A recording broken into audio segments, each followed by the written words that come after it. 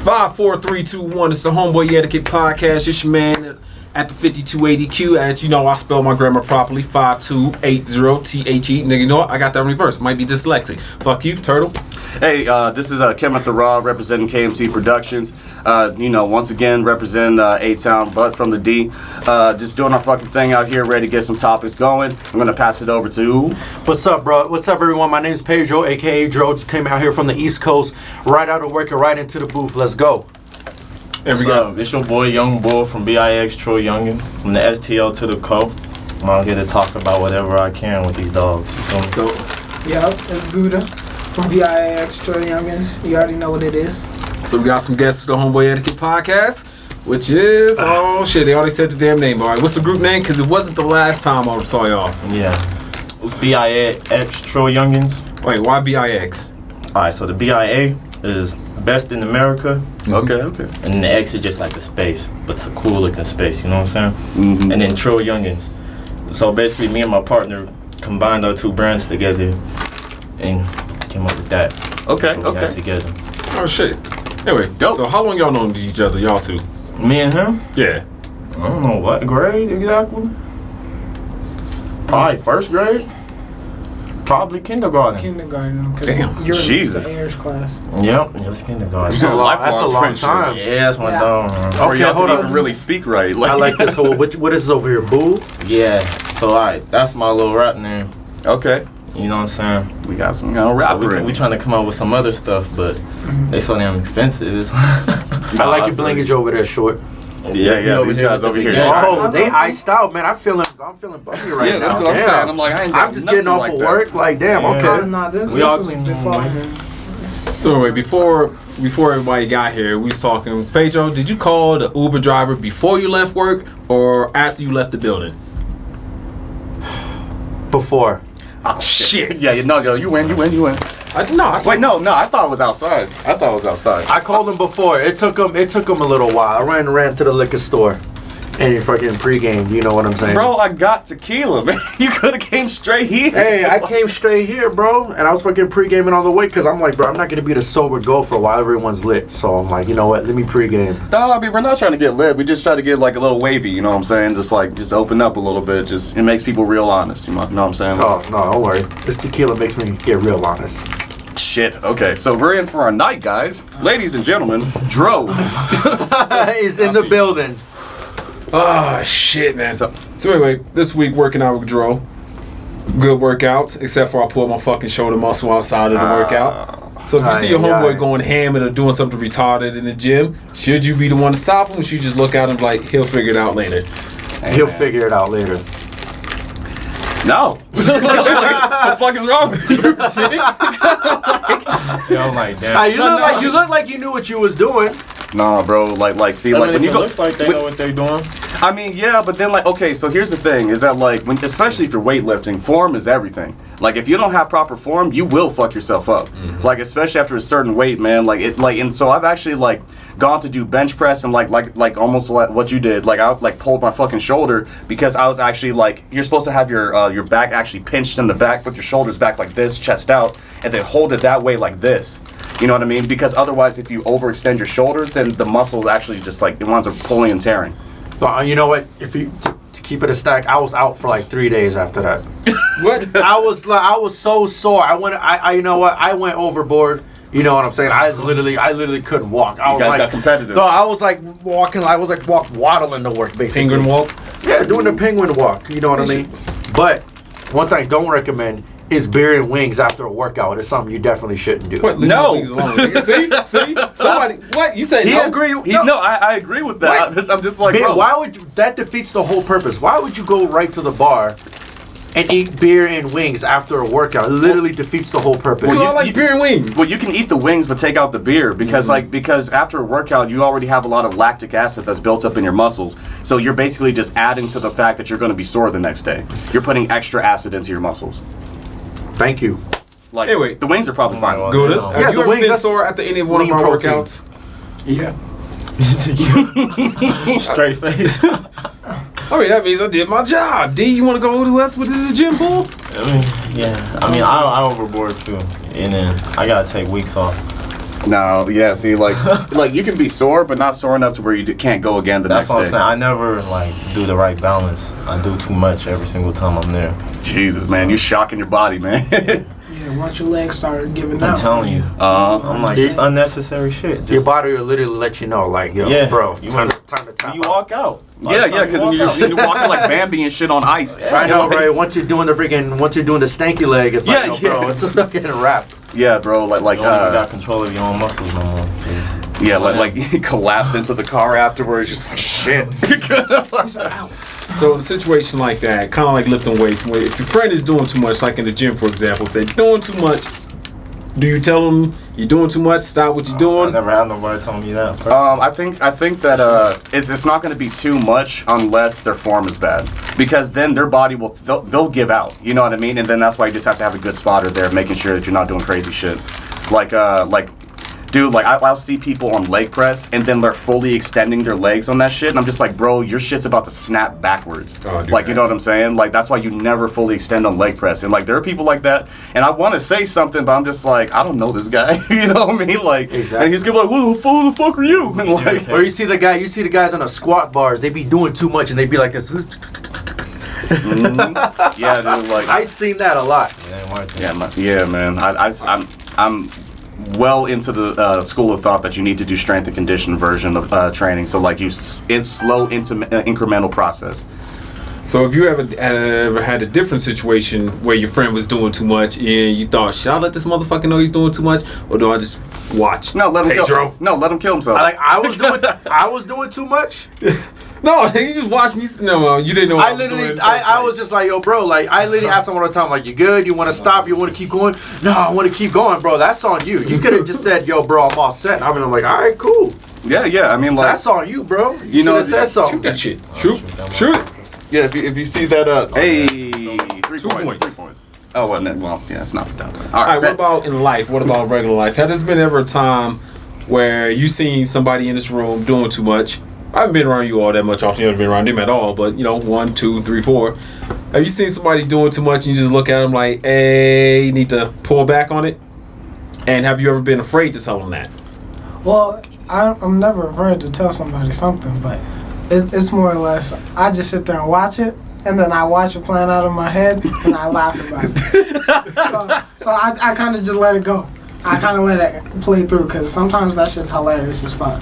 But how do you deal with that? If you doing something, maybe doing too much, and he just sitting there just watch you like, I can stop this. I mean, But this is too entertaining. that's how it is. It's That's just, what we do anyway. So it's When like, it goes too far, it's like, all right, nigga, chill out. Yeah. Chill out. Yeah, like there's a line that can't be crossed Yeah. in that type of shit, bro. Yeah. And like I will say something, man. It's just like that night at the bar, man. I'll just say, hey, bro, like relax. You got Am I shit. Am I the target for today? Is that why I'm in the middle? No, he actually was putting him. He was actually putting himself as a fucking target with them. Nah, he put me in. Okay, no, it's all good. If I'm on the hot seat, I'll take the hot seat. No, you're not on the hot seat, bro. wait. All right, so what happened at the bar again? I gotta remember that night. No, like once the alcohol finally started to kick up, he goes into security mode. You know what I mean? Oh shit, I forgot. And so I was just like, bro, like you just gotta relax a little bit. You look like a stormtrooper. I can't tell these niggas to relax. Bro, He did I'm though. sorry, He did for a while. Like- I know. It comes in waves. I can be cool. I can be high strung. I don't know. I'm just hot blooded. I can't. Maybe it's a Brazilian in me. I don't know. I think it might be. Brazil's a rough place. Capoeira. Yeah, Brazil's a rough place. They chopping niggas up down there, bro. Yeah, I don't know. I'm light skinned. Sorry. No, yeah, so you'll probably be fine. Yeah, this is a fucking Sorry racial for being light genocide. skinned, everyone. There's a racial genocide going down out there. Yeah. I've not Is read it- the news. Yeah, like isn't Brazil is the second most populated place for black people actually. Like or South America actually. Right next to the motherland. Wait, in the motherland. So like Africa's number 1, South America's number 2. Look at South Cameron America. was out there. Say what? I think I had a cousin that was playing ball out there. Mm-hmm. And he Africa or loved it. Brazil? Brazil. He loved it. Yeah, he liked it a lot. No, it was Puerto Rico. It was Puerto Rico.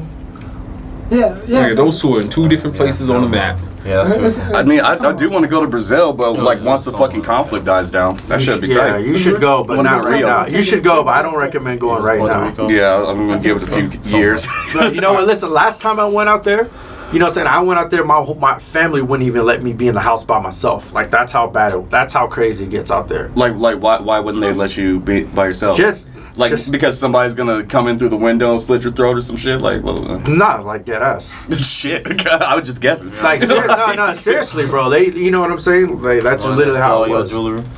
Yeah. No, I didn't bring no jewelry out there. Hell no. Nah, bro. I'm coming out there with the white T-shirt and some ripped jeans, so they think I'm a scrub. I was actually, you know what? I was actually, when I went out there, I was actually giving away clothes to the locals. I went out there with, I was just like, here you go, take it. Kids, little kids come up to me, Misa. I'm like, here you go, take this, go away. Man, it sounds like you have like a whole bunch of stories I've never heard about you, bro. I got well, you know what? That's why we got this podcast. So now you can start hearing these stories. All right, yeah, well, we do have guests, and guests have stories. Yeah. All right. So tell us about your music thing. Yeah, like how long have you guys been doing music? Oh, I played this stuff last week. Remember? Oh shit. Yeah. It was afterwards. So after the podcast, it was the one song, your favorite one, "Bitch I'm Gone." I've been told we heard, we was jamming that shit out was to wavy, that. bro. We was actually jamming out to that. Yeah, this man cold. Okay. He has an issue, like he doesn't drop enough. It's because it's like I get these brain farts when I start writing. Like he don't even know how I get big a he certain can point. be. It's like there's a certain point in my head. I'm like, fuck it. I don't want to write. Wait, what do you mean? So it's like you got 1 bar, 2 bar, 3 bar. You worse. stuck on the 3rd bar, like no, fuck. sometimes it takes a couple weeks.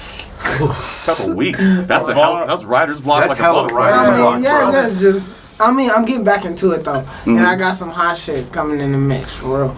And that's what I'm telling him, cause I'm like, the whole group has their own sound or whatever, and so like, I got my own sound, he got his own sound, and basically his sound is like what's gonna get us in the clubs, cause he's got that like strip club or just the club shit. Period. Yeah, that's just tight. The kind of music that make the booty clap. Yeah, I'm trying to tell this man. No, real shit. Like any what'll music get that you bitches big. can dance. Yeah, exactly, bro.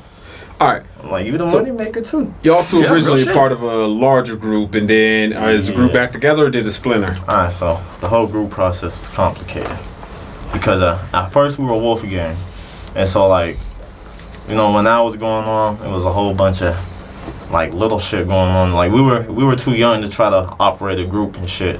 Plus we were in and out of record labels because people were just like, I want to sign you to a label, knowing damn well these people didn't know what they were doing. Right. But we just like, this guy can get us a music video, or this guy could do this and do that. So all throughout all that time, like it just kept splitting us apart and apart and apart and apart. So we broke away from the group shit for a while, and then we all went solo.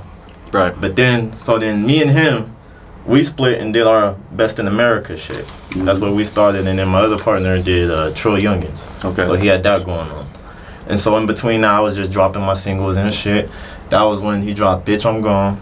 Nothing else since then, but Bitch I'm Gone. But he plays it put him on on the repeat spot. on road trips. Man, there's so much more shit he can do. I gotta put him on the spot. So what inspired you to start doing music? Shit, honestly, it was really my brother, because he always had beats, and he was always playing music. And don't forget, it was like I'm Not a Human Being.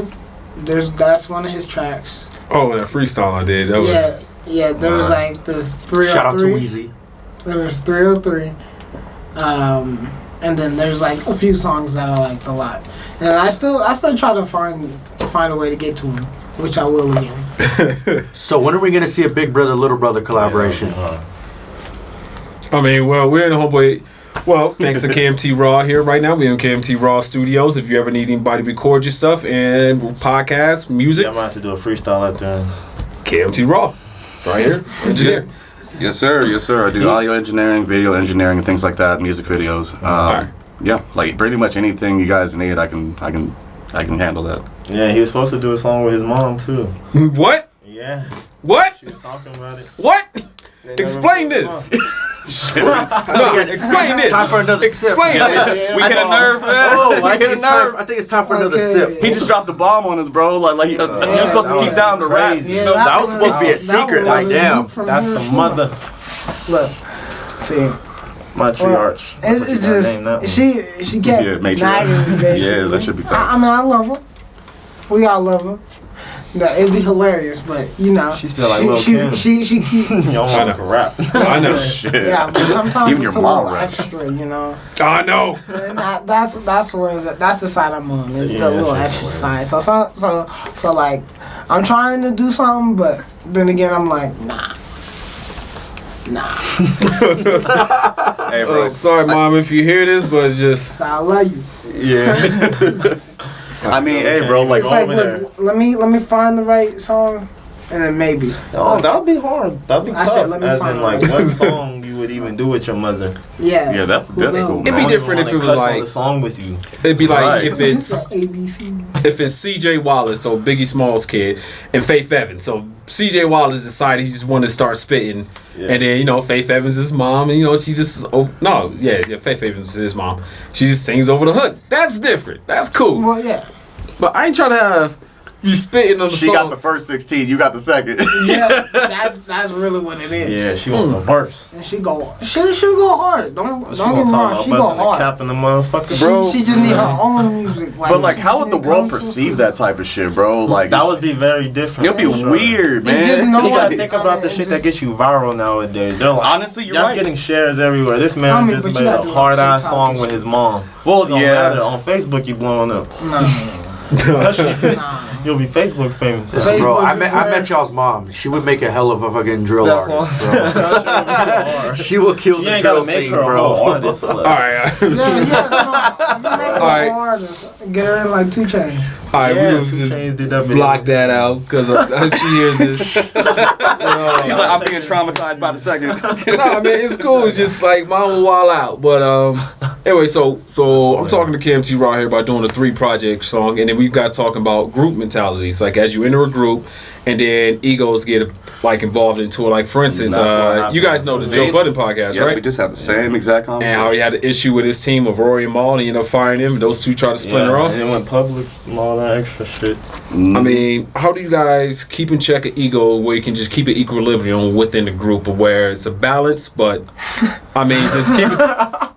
It's like if a dude just came up to you, you came up with a track, and he just says like, "Here's $472,000.13. Split that equally amongst the 13 on what you think you deserve." How do you split that? I mean, we all split it equally. It's just the thing is just we There's all piss egos. each other off at certain There's times, definitely egos. and certain equals. That was the reason we didn't work out the set. You know what I'm saying? This second coming of the group is literally the same exact group as the first coming. It's just the same 4 since middle school. He was the one I knew since technically kindergarten. 3. But how do One of you? them's not a rapper no more. We don't know. But like, wait, Pedro. So you was there in earlier years when we started recording, and everybody was at the house in the access apartments. I remember. And then you had everybody there, and I you miss was just those trying moments. to. Pedro was supposed to be manager, and he was like managing everybody's egos. From your experience with watching us as friends and homeboys coming together to make music and stuff, and egos getting involved, and we all spin it off on our own. What lessons could you take from that? Well, I mean, basically, I think the lesson is it's like, you can create you can start off as a group, but I think the lesson that I learned is that you got to find a direction to where I believe everybody needs to be kind of a boss in their own respective lanes. Yeah. Like you know what I'm saying? You could be a group, you can be not a group, you can be a conglomerate to where everybody, you know what I'm saying, everyone's in their own respective lanes, but we're all eating off the same plates. That way when, you know what I'm saying, if everyone, you know what I'm saying, like let's say he's more of a rapper, he's more of a singer, he's more of an MC, and everyone just kind of, you know what I'm saying, breaks off but still eat off the same plate. That way there's no room for jealousy, there's no room for clout chasing, you know what I mean? And that's basically what we got going on right now. We told each other when we came back together, we're like, because back then, what also used to fuck us over is that we forced each other like on each other's songs and threw each other on each other's shit. Like, you gotta have a song with him if you're gonna drop that, or if you're gonna do that, well, who you gonna put on it out of us 3? Now it's like, do what the fuck you want. We all a part of the same collective, as if it's like we're all a collective. We're all the same entity, but we're not forced to. As a group, you're forced. You gotta get on the same tracks. You gotta you gotta make it work. You gotta change your sound to work with this guy's sound, and he's gotta change his sound to work with yours. Now it's like the fact that we're doing basically 4 like a different shits. company. Yeah, it's just it's running away. I think that's the best ways. Like, you know, you still gotta have group. You know, what I'm saying, you can still do group, collective. Yeah, you support music, each other. You do shows. But together. at the same time, I think it's good to have individual projects. So that way, you know what I mean? Because you could have your own fan bases. That's how they worked out. You can have your own fan bases. You can have your own fan bases. There's gonna be a lot of different sounds. And that's how it wouldn't even make sense for us to have the same fan base. That's how you expand, but everyone still recognize. You know what I'm saying? You can still expand as individuals, but everyone still recognizes the collective and then at it's the same also time. the ego thing, because sometimes you might think that works, and then somebody's like, I don't want him to get bigger than me, so I'm not supporting him. But I even told these guys, I tell them all the time, like I tell him, I'm like, bro, your summertime shit could be bigger than my shit. And like right now, they feeling my music a lot right now because he hasn't dropped. So I'm like, you don't even know what your shit could be. And so I'm just telling them, and like my other friend, I'm telling him, like, yo, you got some real hard gangster shit. They gonna like that. Right. So I'm like, they're gonna like their own shit. It's not even like I think I'm gonna be the biggest one. Everybody's gonna be big in their own way. And if he's bigger than me, that's good because we all eat. You bigger than me, that's good. We all eat. Whoever's the, you know, some takes one to put us on. Yeah. Rising tides lift all boats. You know what I'm saying? What about from your experience being in a group that you was telling me about earlier? Yeah, so back when I first started rapping, I was actually a part of a group called Red Car Robbers. We had 3 rappers and 2 engineers. And like it was actually like weird as fuck, bro. Like we like at our first like couple shows, we were like filling venues with people, like, and we were just like, is this how it's supposed to work? You know what I'm saying? Like we're actually getting paid for shit, and we just fucking started our group. And so we were starting to blow up so quickly. One of the members or whatever, he went by. No snitching. No snitching. Okay, well, one of the members of the group, he, you know, he starts to get a big head, man, and he's just like, well, like there wouldn't, like this group wouldn't exist without me. You know what I mean? And like so, like if there's gonna be a face of the group, it's gonna be me. And I'm just like, really, you, the same guy who's fucking up bars on stage, and I have to recover with mine? Because you can't remember your shit. Sometimes, you know what I'm saying? like the people, and like I just left, bro. The after audience too much doesn't of that. have a clue, like until like the group splits up. Sometimes about who was doing what actually behind the scenes. You know what I'm saying? So they didn't know what part of the pie they were. They thought they were the first group, I was not the face. I was like the second half of the face. I was like a Robin, right? And then so we split up. And then I, like, out of everybody in the group, I kept dropping, and they were liking it. And so they were like, okay, so he was the one, you know what I'm saying, the whole time. While the whole time, it seemed like I was the background dude. Or more whatever. like the engine. Yeah, but the whole time, that's what I was. But and seemingly to everybody else, at the time we was in the first group, they were just like, he's just being carried by so-and-so. So then you split up, and then that's what happens. They get to see, they're like, oh, okay, he was actually better than we thought. That's kind of like Flatbush Zombies. I actually like that because like they do a lot most of their shit is in a group, but they do a lot of solo shit. And then that's why like I really like the dynamic between them, because like Eric Ark, he was the producer for him. Like he makes all their beats and all that type of shit. But he's actually a pretty dope rapper. But then when you look at the face of Flatbush, you see like Michi Darko. You know what I'm saying? And then but Juice is pretty dope too. You know, like, and they stay in their own lanes. You know what I'm saying? They work off of each other. But like each one of them are known for completely different things and different vibes and flows. You know what I mean? Exactly how it's supposed to be. Right. And like, I think they have a great dynamic. You want somebody that can dip into pop a little bit, somebody that can dip into R&B. You got a guy that can relate to the streets, and then you got a guy that can relate to the suburbs. You know what I'm saying? Different, it appeals to different audiences. Yeah, you want to get everybody in. As many different people as possible, and that's the other thing too. Kind of going into what Pedro was saying was that and both of you guys were saying was that it's more like I think if you keep it more as a God damn it, I should turn that shit off. Goddamn phone. All right, but he's an important person, man. I'm sorry, I got a lot of shit going on, but no, like really, what it comes down to is like I think it's better, especially when you're talking about rap, to work as a conglomerate or like just kind of like an overall like conglomerate's the right word. Because like then nobody actually has like, oh well, who's leading this charge? Because especially with black people, we have a problem with like who's the fucking face. Back in the day, that's what it was. It was like that's what we all used to beef about. It was like it's a competition. Like why were we competing on every single track? On like I mean, it made the song sound great. Yeah, you can. But then we were like it gets genuinely toxic, competing. It got like deeper than just I just want my verse to be better. It was like I don't want them to think I'm better than this guy. Straight up. But then you compete for the opinion of outside people within people that you grew up with, like a team. Yeah, and like in reality, we're all just best friends.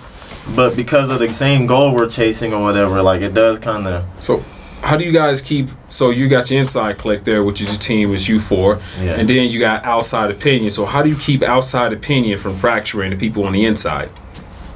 A lot of times it depending on who like outside opinions came from, because a lot of times it's like we got screwed over a lot of times. Like a lot, and we just kept getting screwed over, hopping into stupid deals, thinking, because we were like broke trying to make all of this happen.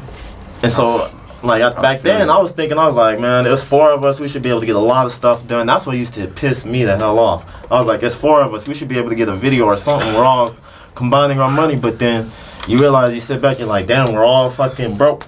I'm not just the only broke one, we all broke. Yeah. So, the guys had a team like splintering though. So the question was like, how as you guys reunited again, and it's 4, and it's usually like when in any group setting, like especially like a rap group or a rock group, they'll point out like some outside source to be like, this is the head guy right here. That's what I'm saying. This is that's the why breakout the first guy. time it didn't work. That's what they were saying. They were So- saying there was a head guy. How do you stay together? All of us were Like- we're not and that's why we didn't stay together because of that. But you came together, so how We you gonna came back come back the together. second time? Because it's the different approach. Like, they could say, and it's also just a different mindset. Like I was saying earlier, at this point, we don't really care who they're gonna say is the best. If y'all think he's the best, blow him up so we can, you know what I'm saying? All work off of each other, and then like. If y'all think he's the best, then we gonna throw all of our bread into him. That's how I'm trying to make it. But yeah, it's the mindset plus it's the fact that we're not throwing each other, forcing each other on each other's tracks no more. There's a lot more space. Like, I got a trippy sound sometimes. I do my own melodic trippy sounds. He's in the strip club music right now. You know what I'm saying? The other partner got street music, and the other one's doing, you know what I'm saying? They're doing a whole bunch of stuff. West Coast. So it's just a whole bunch of different sounds. And so now it's not, if they say he's the best, all right, that means you like the West Coast sound the most. If you say he's the best, you like the down south stripper sound the most. You think I'm the best, you like melodic music. But it's just there's strictly different. Like there's a lot of room in that ocean stuff like that. But coming in as a group right now, everybody grew up with groups of like hip hop music. So you like people come from the same area, Most of them like don't same work. music. So just go across the room right now, so anybody can remember the group, the best hip hop group, best rap group. That's like right off the top of your head. Wu-Tang. All right, Wu-Tang, G-Unit. G-Unit, Shit. That was a good one, bro. You know, Migos, but Migos. Migos, that's this shit right You know what? we talking about like Speaking of Migos, You don't know? Hitmakers. Not off the top of my head. you know what? Right. I'm glad. Hold on. I don't want to interrupt. I'm actually glad that you brought up Migos because you know what? Out of all hip hop groups, they get not a lot of credit. Though. no. You know what? They don't get I don't think they get the credit they don't deserve. But you know what? They seem to be well balanced as far as keeping their egos checked because everybody knows that Quavo is everybody. And that's Hold what on. they're Everybody knows that Quavo is the star, but you don't see you know what I'm saying, you don't see Offset and Takeoff getting shitted on. No. You know what I'm saying? They you know what I'm saying, Takeoff and Offset, they're all within their respective lanes, but they're all very well balanced and they all acknowledge each other as equals. You know what I'm saying? And that's where equal. and that's You know, where I never feel. That's why I Migos. brought up G Unit because I feel like that's where G Unit really.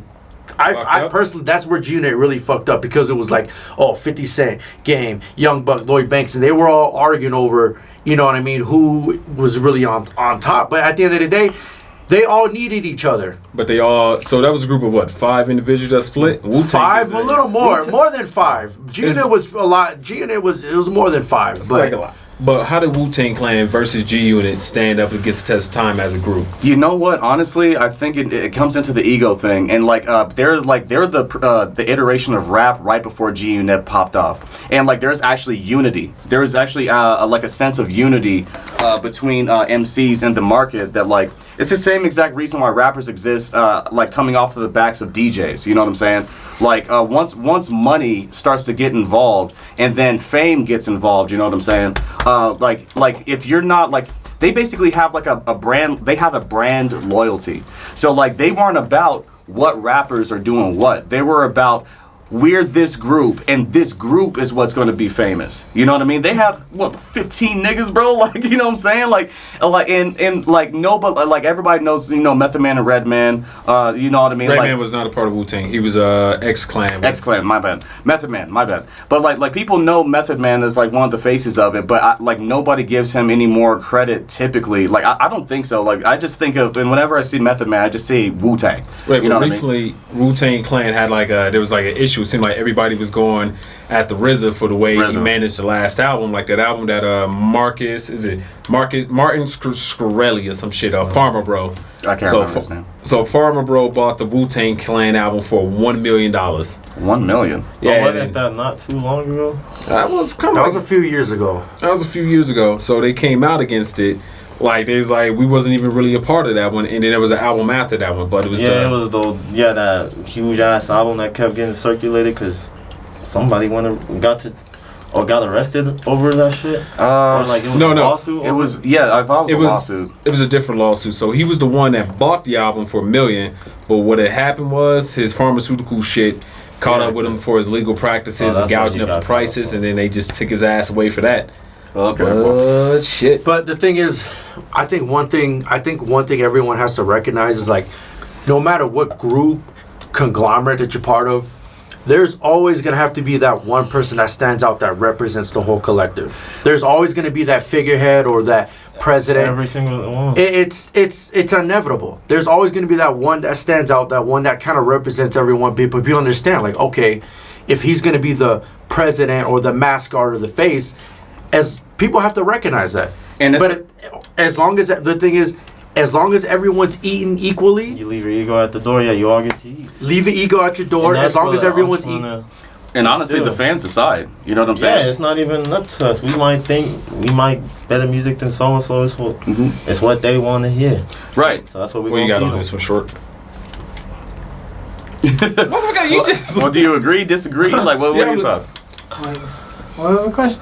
God damn, are you spaced out? I'm high. You've been drinking the tequila? He's just been vibing, bro. I'm just chilling. Alright, so we talk about like face of the group. So like you come in as a group, and no matter as a group, people come in. It's like we can have an equal group. We're all equally important. But what ends up happening, what always has happened is people start filling in roles. It's really you try to come in equally, and then personalities sort of clash or they mix in, and then you start figuring out who's pretty much the CEO, who's the vice president, who's the assistant, who's this person over here, and people start assuming a role in it because it's like a basketball team. You draw. It's like people play recreational basketball, right? You guys do? Yeah. Everybody else? Well, I used to. But. Like you run in, you start up with just 10 random dudes, you split them up into fives, and eventually everybody just.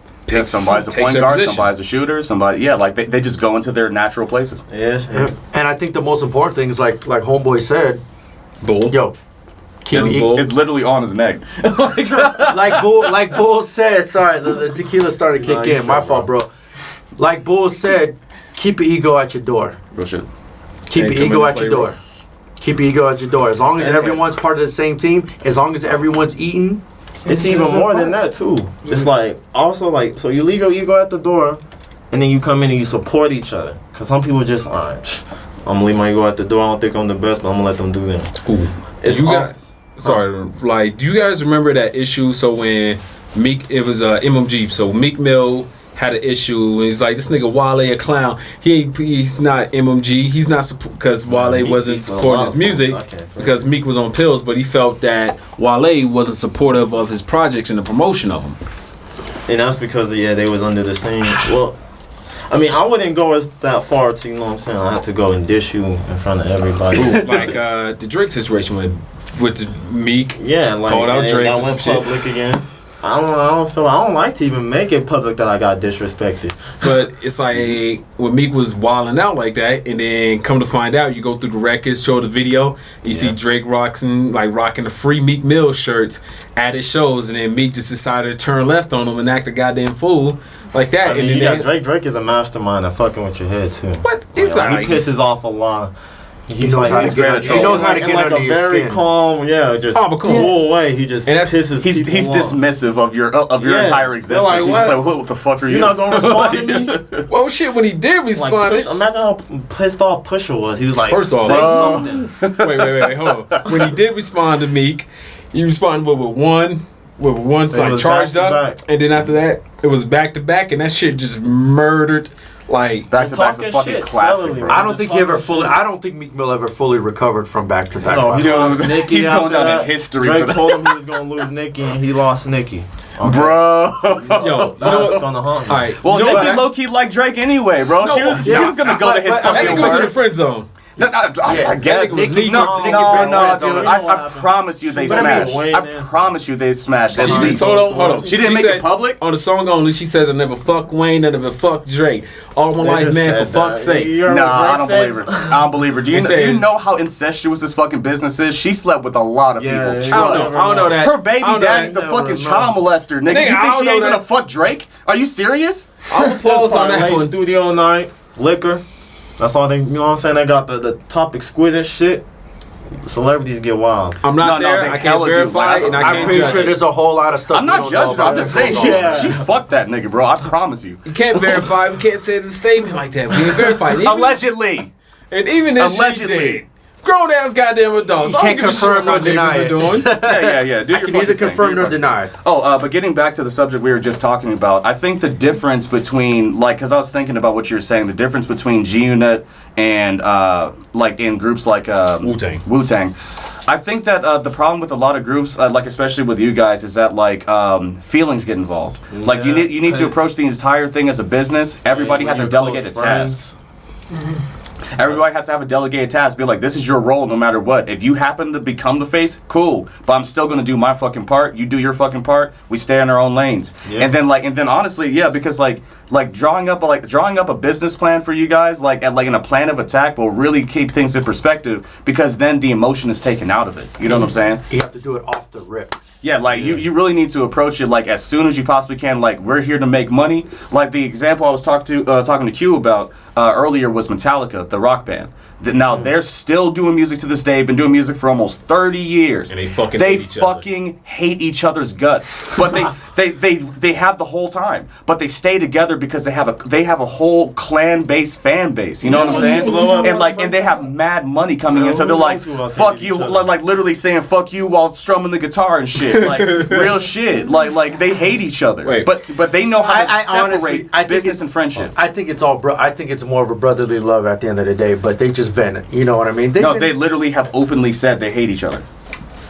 They openly said it. Pedro, I never heard that. Oh shit! Now I remember the group name. So that's what we called ourselves back in the day. Doing was that 9 years ago? Yeah, we called ourselves the Last Titans. The Last Titans. I came up with that shit. I came up with it. I remember that. Take my back credit. in the Axis apartments. I remember that shit. Yep. I remember. I'll never forget. And we had the Last Titans had a good vibe. We had how many? We had 3 songs. 2 songs with all 3 of us on it. And then the individual, it was what was it? The you don't know what you got till it's gone with Sarita on the hook. And then I took the first verse. But during the Last Titans projects we had, so it was me, BC, and Atlas Nova, or Corey and Terrell. And freaking what happened was, it was just, I don't know what the fuck happened. Dude, after you guys came together for that fucking project. Oh no, go ahead, explain. I'm trying to decipher what the fuck Pedro's trying to tell me. Well, I think I know what he's saying. But after you guys came together for that project, I was just like, you guys are about to be some fucking powerhouses. You know what I'm saying? And then all of a sudden the shit just fucking dissolved. And I think what you're saying is correct. Because only that could have done it. Allegedly, okay, you know what? Allegedly. Was it a girl that came in between and I didn't know it? Yes. It can't be one, man. Yes. Female. He was managing y'all, so he knows. Yes. You know what I'm saying? You know what? Listen. You know what? Listen. That was. Bro. That was my. You know what I'm saying? I was. You guys ever fight over a bitch, bro? I was inexperienced. Hold on, time out. I was inexperienced. Pause. All right, Pedro, go. I was inexperienced. All right, that was my first role as managing people. So I was learning as I go along. But once I started, kind of figuring out what was going on outside of the studio, apparently a particular female got in between the other 2 artists that you weren't involved in. And once down the road, once I started deciphering the lyrics, I was like, oh, that was going on the whole time, and I had no those idea. two were taking shots at each other? Yeah. I didn't know that. Well, we'll decipher the lyrics later. Like, I don't even have any of those old original tracks. Well, It's on We Too y'all Loud. put it in the song? It's on We Too Loud. They were dissing each other on the same fucking song. If you listen to We Too Loud, they were dissing each other. And he the whole didn't even time. know he was on the track, too. And he was on the track, and he Time. had no idea. I was not on Weed Too Loud. Corey just came up to me. He was like, "Hey, nigga, yo, it's my new track," and he's like, "My weed too loud." So he showed you the song he dissed you on? They were Not me. they didn't Nigga, diss nobody. him. They were dissing low, each other. They There's were like- low key dissing each other because It wasn't me. because I a was a female third. got Yeah, involved yeah. Oh, you was a third. and So- got them in their feelings. So we That's had a basically formula. What happened? It was a trio. It was a trio of us. It was me, BC, and Atlas. So it went. We had a formula for every. It was dope. We had a good formula because it was like we had Hooligan and then his brother Joaquin on the beats, and then they would like between like Hooligan was dope, but Joaquin was nice with the samples, and both of them like it was beautiful. And for some reason there was always this goddamn disconnect to where we could never get on the same fucking page between like all right, they made the beats. So they made the beats, and then the Last Titans was me, BC, Atlas, and for every verse, for every song we ever did, it went. I started it. Corey came up with the hook, and then who was it? Who was that? It was me, Corey, and then Atlas, and then usually Corey came with the hooks because Corey was nice with the hooks. But since now we got Young Gouda over here, Young Gouda could write the hooks. What's playing? Nah, but the thing is, like, I still remember when you wasn't around. I used to literally call him like, "Yo, what are you doing? Come to my house." I would literally every song that was recorded, I would literally make them recite those songs over and over. Just so I'm like, "Yo, when you go on stage and when you go and record, this is gonna be crisp, and you're gonna just record this like second nature." Yeah. All on one take. I'd be like, "Yo, what are y'all doing? Nothing. Yo, come to my house." They would literally. We would literally play the songs over and over and be like, "Yo, you're gonna repeat these songs over and over." So that way, it's just second nature. And I literally used to have them do that. If you ask them, they'll tell you. You were a good manager. I was a pretty good manager. Yeah. I think I did pretty good for my first management experience. Anyway, Yeah, I don't like to fuck around when I get to the studio. Nah, bro. I'll tell you, I spend about weeks rehearsing the song, going over the same song 5 times a day, a whole week straight. Bro, I'm telling you, I was just talking to Q about that earlier. I was just like, because of my the way that I make music, I was talking like comparing me to like Jay-Z. Jay-Z can just think of that shit and remember that. You'll confuse yourself But- sometimes if you go back to like if I write something and I take a day off and come back to it the very next day, I'm like, fuck, how did I say that, man? Exactly, bro. So Oh like my the God. first day, you're saying that song over 100 times, bro. The first day, because you have to burn that shit into your fucking mind, dude. So by the time that like I actually record, I probably said that song, shit, bro, hundreds, maybe even like 1,000 The whole times, song. bro. did you ever feel your squad mates ever put in the same work ethic that you guys did? Fuck no, Star dude. Turtle. Fuck no, bro. Because that's why. No hesitation. No, bro. Because. All right. Turtle says fuck no. Bull, what do you say? Okay, yeah. You just. I can go into detail, bro. Bull, all right, Bull. Respectfully, wait, no. They try, but no. Right. Even he's agreeing with that. Yeah. So how He did knows he could go like they Yeah, all I know know they I can could go go way harder. Yeah. I procrastinate too much. And Stop. High five, it's hereditary, son. Oh crap, my arm still hurt. Anyway, Oh Jesus. so all right, so we're feeling like your teammates aren't going as hard as you, and you're looking around, and you feel like you're pushing the line ahead more than they are right now. I mean, in terms of importance as a person, do you see yourself as the front man since you're pushing it harder, and when they come in, they're not coming in with the same energy and effort as you? Okay, so Wait, if we're gonna Ball? go into We're gonna okay. start with Bull, we're gonna run back to Q. Oh, okay, cool. I mean, cause like I feel like in terms of like when they drop music, that shit is hard. Like it is literally like it's straight. You know what I'm saying? That shit's hot, and that's what pisses me off sometimes. Cause I'm like, instead of me just saying like I'm gonna run with it, and then y'all just come on behind me. I'm just like, yo, let's go. I need y'all to like, let's go. Y'all got some shit. Like, let's get it going. Bull, you remind me of Pedro, because Pedro, when he was managing us, I mean, when he was just around us, he had all these talented individuals around us between our 2 producers and the 4 we never even recording had a artists. producer. Oh, yeah, we just had a guy who was dedicated for that. And Pedro was there, and he was always telling us how good we were. It's like, and even after the group broke up, he would be sitting there jabbing at me. How good you were. You couldn't do It's it. like in a subtle way. So in a way of seeing that, Pedro, it's I called was like direct. bull. It was not I was subtle. pretty It's like direct. you fucked up your life, bro. Yeah. So how Bull was the front, like pushing that forward and being able to see, like he worked hard at it, and then he looked around at his teammates and he's like, you could work hard and get to this point too, and we can be better.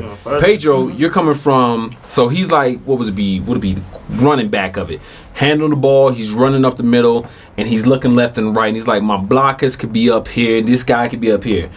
Pedro, you was like the coach on the sideline during the process, or the more like an assistant coach, and you was looking at it and you was trying to coach us throughout that process, and as a team you was looking at us splintering apart, even though we had the talent to. I mean, I was looking at things from like, I was basically looking at things from like outside perspective. I'm like, I don't think you can visualize what I'm seeing. Like, I see nothing but greatness.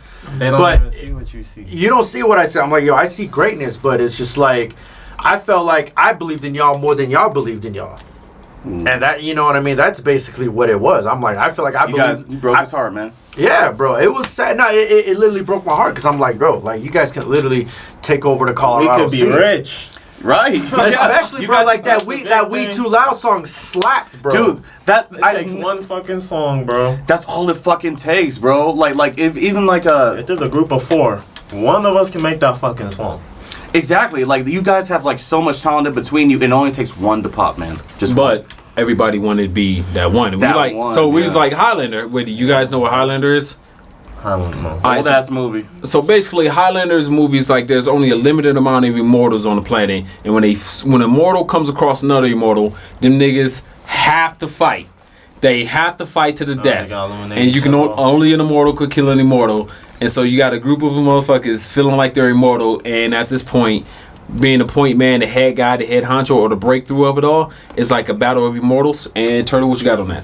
Yeah, so basically to your point, and like the main thing about Highlander 2, which is as I actually ironic you pull that out, is because the reason why they were fighting each other is because they thought like by killing another immortal, you actually gain more power yourself. So it's kind of like the concept of Jet Li's movie The One, where there's a bunch of you spread across different realities, and like he's literally knocking the other dudes off because he's trying to become God. And so like that, I think that's what winds up happening in these groups, man. And also to bring that to your previous question from before about the work ethic thing, I think what it is that.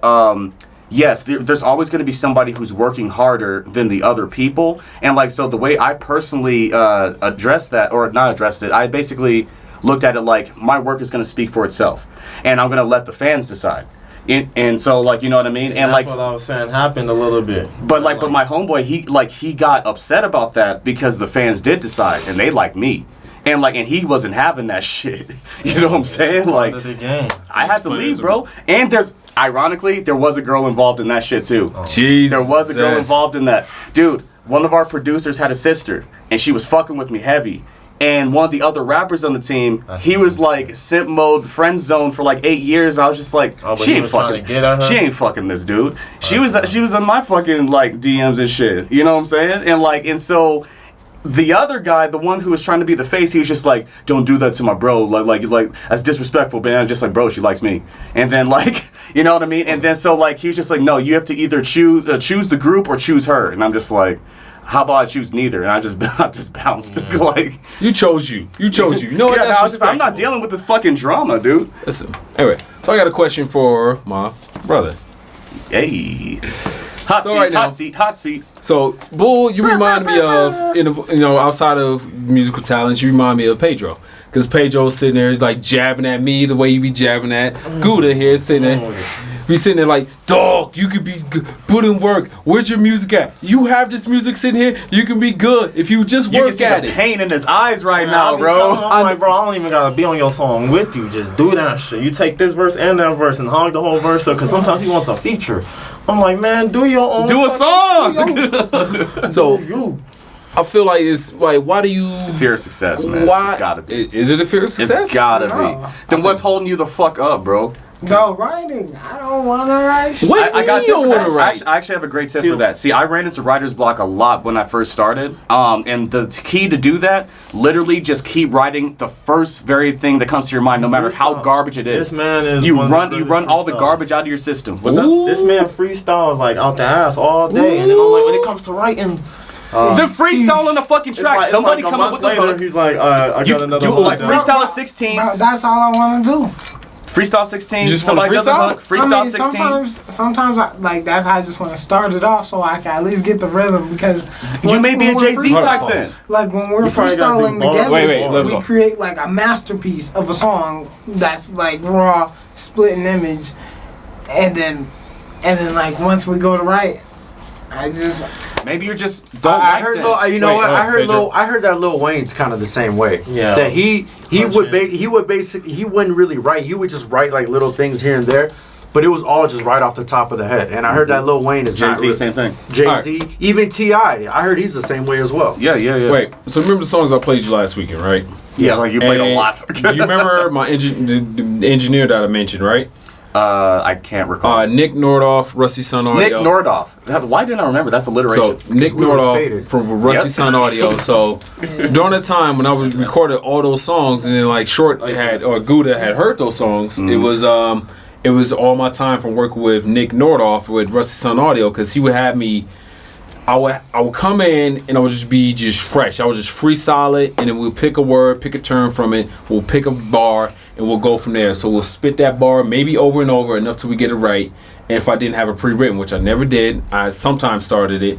And then Nick would always make me stop, cut it back. So that's what Wayne's strategy was. He wasn't Yeah, it's full. like a punching. Like, I'm gonna give you a line. yeah. Stop. It wasn't full Hove. Hove, on the other hand, that nigga memorized. He wrote it all in his head, and he had this sequence. Personally, if you ask me, I think Jay-Z is the greatest rapper of all time. But I'll go behind Eminem. castrate, you know what I'm saying? I get in trouble for that. What? I think How do you get in trouble I for won't putting fault Jay you there? for that. Because I won't fault He's the you most for that. successful and the most accomplished. I can say Damn, that. nah, I'm going But I'm Eminem. saying that man was a lyricist too. Whenever he felt like it, You're gonna put Jay-Z's lines against Eminem's lines? Oh wait! Really? I put Eminem and Jay-Z could be either one or number two. I will settle for that. I will 1A and 1B. Okay. 1A and 1B I because can both agree with that. motherfuckers I can is agree just with that. ill. They have their own respective lanes, Because but when they have Yeah. And had their own teams. Jay-Z they got a whole and, song together where they yeah. both destroyed the fucking song. yeah, they're too. And then Wayne and M sounded fucking great. Like Like Wayne is up there too. Wayne Wayne's is- up there too. bro. Wayne's Yeah. definitely don't he's sleep on very Wayne. controversial, man. but Wayne's I honestly thought he was my favorite rapper. That's Wayne's he's gone bar for bar with Eminem and Jay-Z. Is okay. So we just gotta throw in Wayne up there too. They all just talk about different shit. Mhm. Jay was Different selling approaches. crack. Okay. No, it's M not. was It's, dealing it's, with that. You know what I'm saying? With his childhood. Yeah, Alright, and Munchausen syndrome. Yeah. all right, we're gonna pause it. All right, I got it. So we put J, M, and Wayne up there, right? So top three. Those are my top three. Yeah. All right, we're gonna go I around. agree. Go around. We're gonna start with Gouda. Wayne. Recite a Wayne bar. I don't know. Okay. You God damn. You trying to catch me? You have no fucks to give. No. Jesus. You just. Bull. Like, what was your favorite Wayne song? Not even a bar. Okay, what was your favorite Wayne song? It's like I'm listening. Sheesh, alright. There's a lot. I'm telling you, cause like, man, he was my favorite rapper. Pedro. Honestly, I think my favorite Wayne There's too song. many. You know what? I would have to go with the Drought 3. I said song, nigga. Okay, project. Fine. The Drought 3. I'd have Alright. to say he did it. No, Okay. he did a freestyle. He did a freestyle on the Mike Jones beat. Okay, we'll say a project. And then he has the We'll say mixtapes project. where he remixes shit. Gouda said It's Carter one of- 5. It's one of the Carters. Yeah. Which one? I Which don't know one? the one where he had the 6 foot. 6 foot. That's Carter 7 4. foot? Okay. Carter. Was that Carter That's the 4? Carter 4. Blunt blowing is my favorite song. That's also the See, Carter these are 4. the two experts. See, Okay. I don't know Wayne like that. I just give him his fucking props. I've heard his old. Nah, I have to go Carter. with the. I have to go with the. Not even any of the mainstream Carter albums. I have to go with the mixtape Wheezy, and I go with D6. Pick a project. the Drought You can't. 3. The Drought 3. Cool, Drought 3. Drought 3. Alright, so that's What you got, D3. KMT, Exactly, bro? Those mixtapes where he just Like I said, remixes like shit. I'm not super big into Wayne myself. Like I just give him his props, man. I did listen to the Carter 5. I had no complaints with it. Oh, Carter Like- 5 is. Yeah.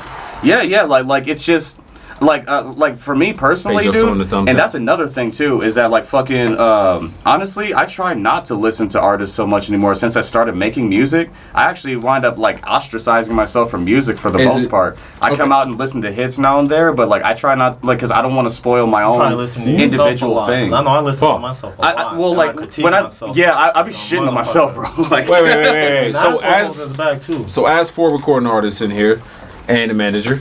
So as 4 recording artists in here, being also we used to be a part of groups, and we've been in groups, and hell, we started new groups. But the point is, like, so when you hear other artists right now, you don't want to listen to other artists when you're recording because it gets infectious. You start liking that shit. You start sounding like them, bro. You don't want to sound like them. No. Do you ever have that problem? But see, one thing with me is like I listen to other artists and they inspire my sounds. Like exactly. Yeah, I kind of need to listen to them because like sometimes I do get stagnant, and that's when I make my most boring music because I'm just out of it. Is there a problem with something?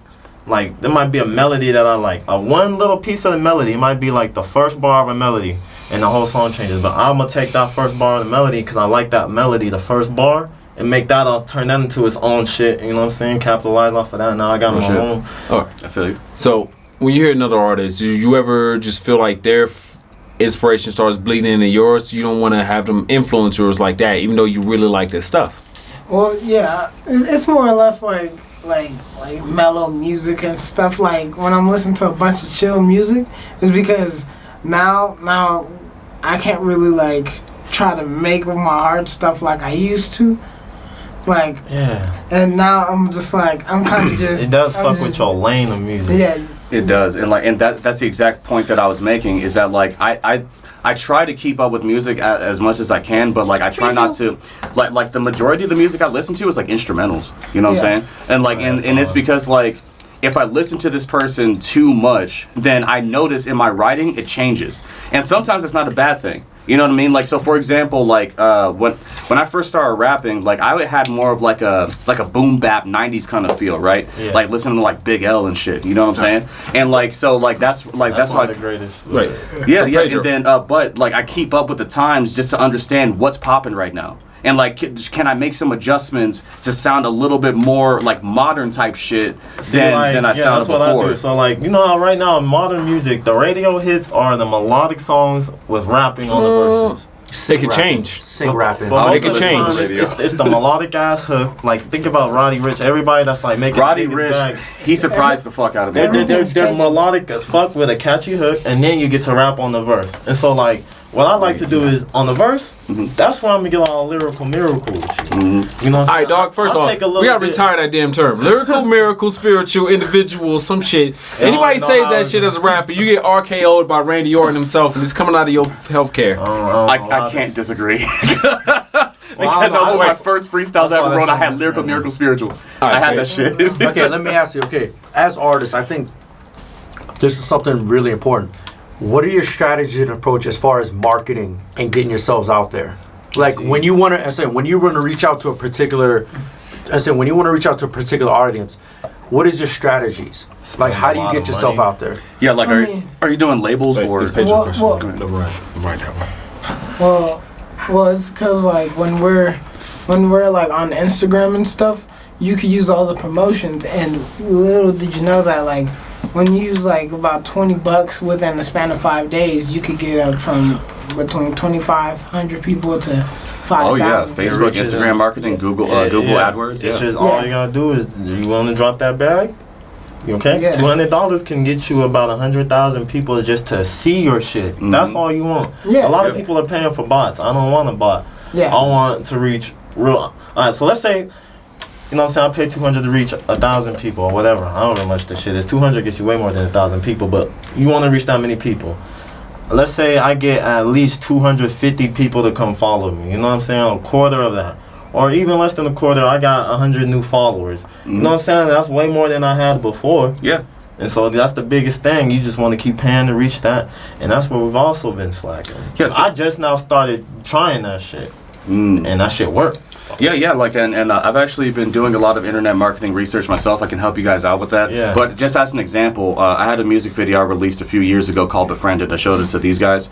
I paid about maybe $350 in advertising. I got 78,000 views on Facebook. See, that's what I'm trying to do. So now you start to realize what happens with the fucking game is like when you have people like fucking Tekashi who came out of fucking nowhere. They drop in their bag. You drop 100K on fucking internet advertising, millions and millions and millions of views. You don't have to be that talented. You got a crazy good video, and you got a lot of people behind you. You're already in there. Yeah, if you have a following before, like I'm talking about somebody who's coming out of nowhere though. Oh yeah. You know what I mean? Like if you just happen to have money to invest. He made a song, got an expensive video. It's like the clout test. You ever heard of the clout test? Whoa. That's what that is. That's a hot button topic. So we had an episode last week and we mentioned a clout team, but I never heard of clout test. Explain that one, So basically, it's like, some YouTubers, they'll be like, all right, so I'm already kind of popular, but I'm not that popular, right? Do they shoot for somebody that's in a higher view count than them? No, it's not even just that. So basically, what they'll try is they'll literally try all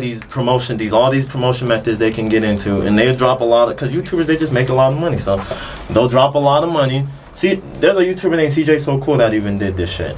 So basically, you already have money. You got 10 minutes. You know what I'm saying? All right, we got 10. All right, so then you throw all that money into randomly, like, your music. You just make a random song just for the fuck of it, because you just want to see what happens. You make a random song, and then you literally say, I'm going to go make an expensive ass music video. I want a lot of cars, I want palm trees, and I want bad bitches. Right. So that's what they'll go do. Literally, they'll do that. And then it blows up. And then a lot of people are one-hit wonders because that's what they were just like, whoa. And then that's really not them. That's not organic. No, like because like it doesn't feel. There's you already have a slight following. Yeah, like the way but that not based off of music. The reason why it works is because how advertising on internet works is based off of impressions. So there's a click-through rate. So basically, somebody can see like a thumbnail of your video. If they see cars, bad bitches, and palm trees, I'm clicking that. Even, a lot of times they'll change the whole image right before they even do that. All right, so I'm about to go get a face tattoo right here. What about streaming? What about if you never? So take YouTube out of the equation. So no YouTube, no internet. What about straight streaming? How many original fans? Nah, straight streaming, that would change the whole game. You take Instagram out and all the following shit and all of that out of music. No, you take the whole like having to be an image out of music and it was just straight music. It would level the playing field. Yeah, no, there's people that a lot more people would be around. You gotta find your genuine audience. Fuck you, tequila. Anyway, you gotta find your genuine audience, like the people that genuinely fuck with you. It's like that's why like when back in the 90s, 2000s, before 2010s. So from 2002, from what 80s to 2010, the underground, right? So you had the upper ground and shit like that, but you had your underground to where a lot of artists thrive because it was just they got loyal fan base. And on the internet, you get to find those people a lot quicker because these days, like for instance, my streaming service, it goes. I got about 1,600 songs in my just liked playlist, and it's just people I just heard on a whim. Just on a whim, I just heard something, and I like this guy. Scrolling through something, it'll say promotion. And no, not even promotion. It would just go. I would like this song, and I would go to song radio, and I would just let it play like it was Pandora. Oh, and when you go to there, you get this, and I hear something I like, and I really like, and it resonates. That's a rare fan. I'm not gonna fake it. A lot of people don't do that. Motherfucker, you need to find the people that do that. Yeah. Well, like, but that's the thing though, is that like, okay, so there's a reason why you can get a PhD in music psychology. That's a dumbass degree. It's not, because music is psychological. Okay, so here's the thing: is like there's something called neuro-linguistic programming, where basically repetition has effects on the brain. You know what I'm saying? So that's the reason why hooks actually matter. Like the more somebody you gotta make a catchy ass hook, and the more times you hear it, the more it gets burned into your mind, the more you remember it, the more you'll do something. And that's why radio is important. The radio repeats songs to you all fucking day. Yep, exactly. So to his point, and then also getting back to the thumbnail thing, like when you have a thumbnail of a dude looking like money, palm trees in the back, bad bitch at his side, car in the back, you're just like, who the fuck is this guy? And then he's living a life that I don't live. Let me figure out what he's about. They want to either, my cousin told me, he said the woman gotta want to fuck you and the guys gotta want to be you. Exactly. Nigga. You know what I'm saying? My nigga, that's a bombshell, bro. Pedro? Bombshell. Seems like you have an opinion on that. No, not an opinion. I was gonna ask you. So what about like as far as have you guys like ever performed on stage together? Like, have you ever rocked the crowd in front of each other? Yeah, we had to do it before. Like the whole reason the first group didn't work. A lot of times they wouldn't show up to shows. It was me and him in front of a huge ass crowd. We just had to make it work. We're like, where's everybody at? So how do you go about like getting a hold of like promoters and things like that? That's him. See, this is why everybody has their own lane. Okay, He's like, wait, don't do that. All right, so Gouda. Well, the reason why I started getting us like bigger and better venues and stuff is because, like, you know when you're sitting at home, you're laying in the bed, you're on your phone, you're just scrolling through Instagram, just doing what you do. Like, I scrolled past this dude and he kept talking about, oh, I'm gonna be in Denver, oh, there's a contest, blah blah blah. So I just randomly just hit him up. I was like, let me just see. Let me just randomly. Do you remember the name of that company? Because like I actually did a show for those motherfuckers. If I'm not sure, if I'm not mistaken, because they're hella on Instagram, bro. Yeah. I think. There's but finish your point. Music. What was that? There's Coast to Coast and Lou Music. I did Coast to Coast. See, we did both. Yeah. So no, continue your story. I'm sorry, I didn't mean to cut you out, but like I was just like, I know these motherfuckers, bro. Like, like with the Lou Music, like. Cause we used to always perform at the Roxy and stuff. It's like, it's a great venue. You guys ever heard of Afton shows? Afton shows? Yeah. Okay. So they were janky promoters. Yeah. So. No. That's where I tried going through there. Oh yeah, but it's a good start. Look, first off, it was a start. First off, y'all was seeking it out. I feel a lot of humiliation at the same time because it was like basically what used to happen at Afton was. A lot of people, when they come with their family, they get off the stage. Oh, that bullshit. Yeah, and they family. You wipe your No. So that was all we that shit was like, first off, we got dressed up, practiced and everything, and there's 5 people in the crowd. First off, nigga. First off, no, don't you paid ever. them. You paid them hundreds of dollars. Yeah.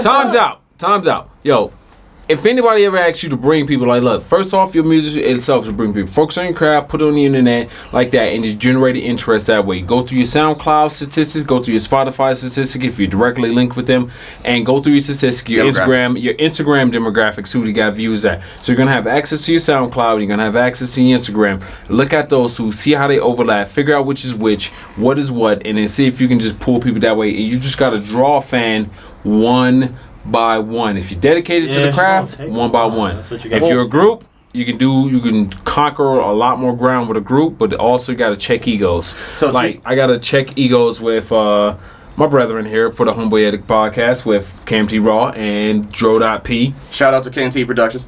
Anyway, so I had and at this point it's like there was a conflict inside, and also that Turtle knew the conflict and Pedro knew the conflict. It's like whatever J Budden, whatever the nigga's going through, it's just like sharing credits. Like I'm like, look, I feel like I started Homeboy Etiquette and then I just recruited after my last recruitment failed. We just didn't work out or just scheduled, and then I restarted it with Pedro and KMT Raw, aka Turtle, and then I had to I had to like look at myself and I had to have somebody else tell me. I had to forsake. I'm like, look, 5 minutes, we got it.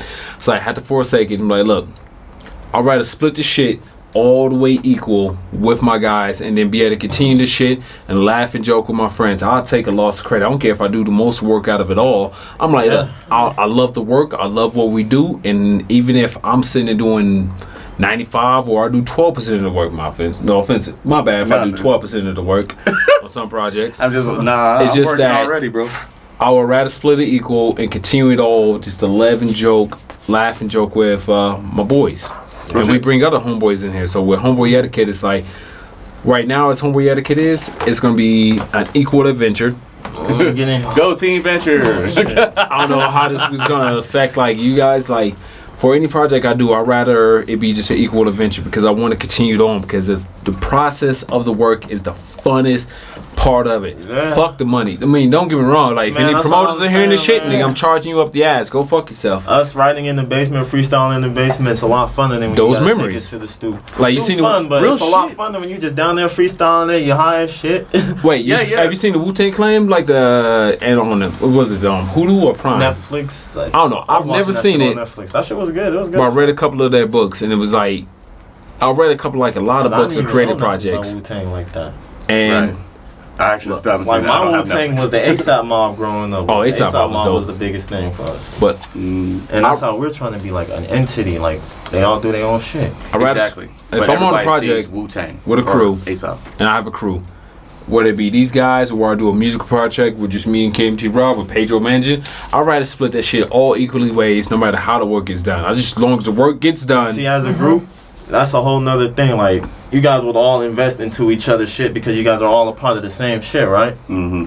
That's how it's gotta be. And a lot of groups don't do that. Like, yeah, it's hard to get everybody that together. Because I know it's hard. Like, of course, artists you are don't lazy, want man. If I'm sitting there telling you I need y'all to invest $100 into my video, look, somebody gotta take point. Look, somebody gotta take point, and you gotta realize at this point, if you want this general goal as it is, yeah, it's like, what else are we doing it for? We just bullshit. But it's gotta be split equally amongst the people that are involved. Because I've learned just to go with the flow. Because like if you plan out things, it doesn't go that way. You're gonna be pissed or just. I'm gonna be pissed. Well, I need things to work a certain goddamn way. I try to plan shit, but I always know I got a backup. There's always a backup. yeah. As long as you have like an outline, and then you can meet times, dates, and like for projects and things like that. Just be like, yo, like we got to show. Like we want to have a new project done by this date. Yeah. Like however you figure that out, you figure that out. But by this date, it needs to be done. Yeah. You know what I'm saying? As long as you can do that, That's how we're doing it. that's the hardest part is deadlines. You know what I mean? And even putting deadlines on each other, because some people just got egos. They're like, how dare you tell me I could do this when? Yeah, it's just like, And we're bro, all the I can same write a song in age, 30 like, you know what I'm seconds. saying? If I was the older guy, then it'd be like, yeah, we're gonna listen to you. You know what I'm So saying? who do you put as in control to be able to just call everybody to their shit? It's like, look, did you do what you need to be get done? Basically, to be honest, in this group, I'm the glue. Yeah. I'm the one like I'm best friends with him. I'm best friends with the other members of the group. I'm the one that's got us all together. You take me out, these niggas are not cool with each other. I mean, they could be. Wait, I mean, they'll be cool with each other. That's what Pedro was for their last group. They're not as close. I can, you know what? I feel like I feel like I can relate. I feel like I can relate to that. Yeah, some people are the glue. Yeah. Because I feel like, you know, What you got? like, no, I mean, like, even though, like, I don't want to toot my own horn, but it's just like, even though the whole time, like, you know, I was gone for the past like 10 years, I felt like since I came back, you know what I mean, I've been kind of like putting things back together, and that's just it just comes with time. It just comes with skill and time, you know, hard work, dedication, and skill and patience. And honestly, that's a skill that I didn't even know you had. Like when I first heard them say like, Pedro, you're the manager, like I almost was just like, It was laughable. It was almost like a joke. It was laughable. But then you fucking did that shit, and like you found out that you had a fucking skill that nobody really understood how much work you did. I did. Well, he Yeah, did. you got I was on the outside looking in. I was just like, oh, a rap group was forming in front of my fucking eyes. How the fuck That's is this how I shit felt gonna like happen? I was being looked at. I was like, they have no. But you're a I didn't rapper even like and the a manager. Robin. Yeah, but I was like, I they didn't don't even rap have a back clue. then. Yeah. But anyway, so we're gonna go through right now to find lessons because KMT Raw got to go back to streaming. So right now we're gonna reverse it back to with the lessons learned in the Homeboy Etiquette podcast right now. So sure, you had a final word. I don't even know my final we can word. go. Okay, we'll leave that as your final word. Okay. Boom, we got you. Yeah. What did we learn section? What did we learn today? Well, never let. Well, I don't like to say hoes. Say No, say no, never say woman. Don't say hoes. Don't say hoes. Just say woman. Say woman because I gotta answer this shit to my goddamn girl. Terrible woman. Don't let dangerous women. That the camera? Okay, right there? it'd be No. It'd be, This is all audio right now. Alright, We haven't started the that's video good, y'all portion hear yet. me? no, it's strictly audio. All right, straight up. Don't let females get in the way of brotherhood. You feel me? It's never worth it. Real shit. Because at the end of the day, every single time, the one that's got you is your brothers. And I'll pause it now. I would like to add. I like to add a comment to that. It's like, look, well, it depends. there's a song I would like you to listen to as you leave here. It's a song by it's called "The Best Man Soundtrack," and it's called "My Brothers." By typing "Best Man Soundtrack Brothers," and your brothers is supposed to be the guys that hold you accountable for anything like that. And if you're accountable and everybody's held up to equal terms, you're gonna be the man that your girl needs you to be. You're gonna be the man that your girl needs you to be. With you. Some people gotta set you straight. You're gonna be the man what you wanna that get. your girl needs you to be. You're gonna be the man that you have to be in life. Girl needs to do to that. drive. You need to surround yourself with people that'll keep a buck with you. Your brothers are unchecked, unbridled, and Pedro go. Honestly, the only thing I can say is, like, when it comes to this group stuff, know your roles, keep your egos at the door. That's all I can really say. KMT Raw? Yeah, Kenneth Raw here. So, the main thing that my takeaway from this is that He'll have one. like when it comes to business, when it comes to making money, leave emotions out of it. You guys may be friends, you may be cool, you may be like, you may have mad history, But when it really comes down to, at the end of the day, leave emotions at the fucking door because you have a job to do. Like it doesn't matter how you feel. It doesn't matter if you like are getting this gut wrenching twist in your stomach because somebody's getting a little bit more more popping than you or more clout than you or something like that. Bite the bullet. Stay on the fucking team. It in the end, bro. Stay on the team because your day will come. Nobody stays on top forever. Yeah, no. Because so you don't know if like your homeboy who's in your group, who's making you guys money, he's popping. 6 months later, you're the guy who's on top. You're popping. It might be the way by the season. Like, all right, this guy's a summer guy, and I might make some sad spring. Dude, like melodic versus ass shaking music. Right, dude, like there's completely different lanes, dude. Like so they're gonna have different seasons. Yeah, you know, so Alright. you can eat in your lane, he eats in his lane. All grubbing. First off, time out, pause up, look. I'll take the Dwayne Wade road of never being the highest paid player on the goddamn team, but the niggas are putting in the goddamn work. Shout out to Dwayne Wade for never being the highest paid player on the goddamn team, but putting in the work to get the team the first ring, the second ring, and the third ring, and then I don't know who else is after that. Well, by but the time it was over, they weren't I gonna mean, give him no shit, 3 rings in, goddamn it. Yeah, I think But like, LeBron left. They weren't look, gonna give him Yeah, it no was a more. wrap. I'll sacrifice for the goddamn team. It's like, look, I pick these guys for a damn reason. I picked Turtle, KMT Raw for a reason. I picked Pedro for a reason. And I still, don't get me wrong, like old Homeboy Etiquette, Blake, Reg, like it just, Hey, shout out. Like, I still love y'all and I would love to bring y'all in and maybe we can make this a 5-person panel of the Homeboy Etiquette podcast. Gonna need more room. Shit, like yo, they helped me start this thing, and then even within, so with you two, I'll split it. I mean, don't get me wrong, we always love you two, we always give you promo, but like the original Homeboy Etiquette purpose was if I got Turtle and Pedro here, and then Blake and Reggie decide they want to come back. I mean, they come back. Like, look, dog, we'll split the shit 3 ways. We'll split the shit 5 ways, but we'll split the shit always equally. Even with a guest, we'll always. Well, yeah, we can work it out. Even if we have to get an attorney or something to figure it out. All right, don't worry. All right, No, I'm real willing shit. to Like, be I fair. keep it real. Like, I'll business split is the shit business, equal. dude. Like you know I'll what I'm split the shit saying? equal. I got other projects on the side. I'll split the shit equal. But anyway, so Gouda, you didn't have anything to say at first, but now you got something to say. So Yeah, spit that shit out. Yeah, wrap it And then up. that's to wrap it up. This is the conclusion for you. Like we're doing Pressure, conclusions nigga. now. Yeah, Pressure. My conclusion is that you got to keep your circle small, and then the guys that you pick are your guys for life. Never let that fall. And make sure you choose wisely on your friends. Yeah, your best friend, you and your best friends are gonna butt heads like a motherfucker. Yeah. I know, we That's do. your dog. Anyway. That's why y'all do it. Yeah. Shout out to Young Bull. Shout out to Young Gouda. Shout out to BIAxTrill. And make sure I said that right. Did I say that right? Yeah. Hell yeah, BIAxTrill. So you ever looking for Young Gouda, look at him at. Say Instagram Oh. fix. Young Gouda _. Or, yeah. Bull, what you got? Bull. Yo. So look me up on Instagram, YoungBull303. Pedro, what you got, baby? My name's Dro. Pay attention to your circle before they hurt you. All right, Turtle, what you got? All right, catch me up on Twitter at KMT Productions. You can catch me on Instagram at KMT _the _RA. Kemet the Raw. Anyway, this is main man at the 5280Q. Love y'all. Peace out. It's Homeboy Etiquette Podcast. Gone.